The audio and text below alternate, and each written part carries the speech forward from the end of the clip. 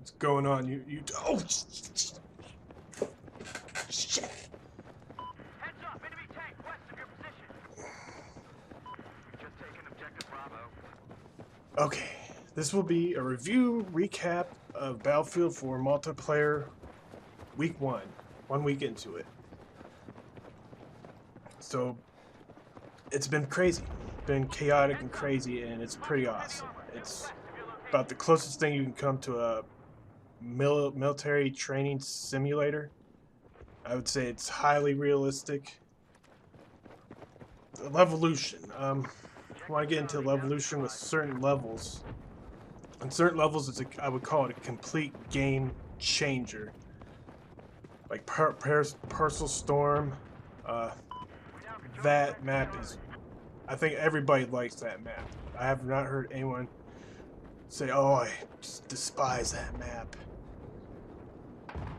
And the Levolution for it is that a big storm, like the storm affects the map. Like the weather changes, you got wind. I actually was flying around in the helicopter, and it was amazing how just the mechanics of the wind affected the helicopter and the waves.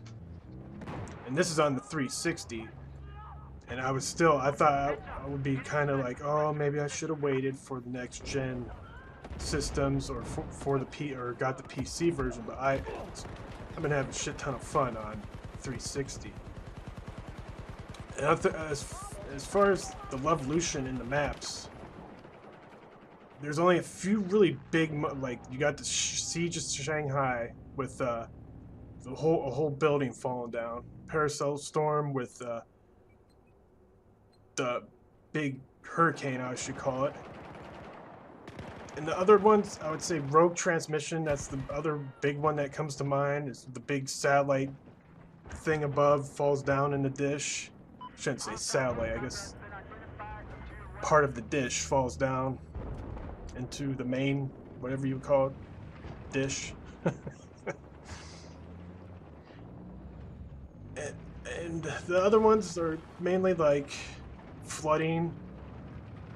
Another mini, half of a building collapses, I believe, in Hunan Resort. Zavad 311 has like a smokestack that falls over. But pretty much all around, there's a lot of destructibility. A lot of people thought, including me, that there wouldn't be as much as Bad Company 2, but more than Battlefield 3. And I would say that it's a good in between those two. It's a good mix of how much destructibility there is and what certain buildings for the flow of the game just you can't destroy. Also, the seven game modes, they keep a good pace on keeping it fresh.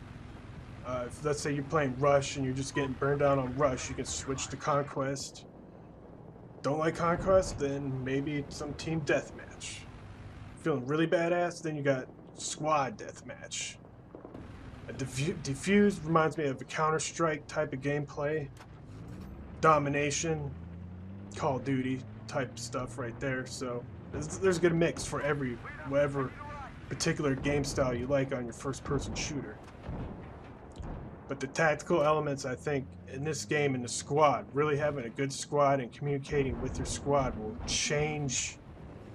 really make the game come to it where it really hits the beat. And it's just makes you feel badass to just take over a map and just run through it and clean it out and win, like, just overwhelmingly. And there's 10 maps and a good variety. Couple of them like Lanking Dam and Flood Zone have a couple issues with gameplay where like a certain building will get destroyed or water will flood, the water will rise up, but for some reason you can't jump, like you can't grab up and just can't lift yourself out of the water for some reason.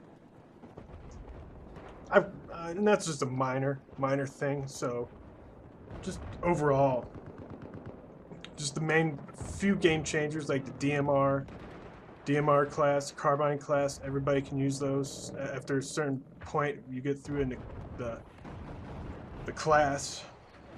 And I would say the other biggest thing is the support having this airburst XM like gun.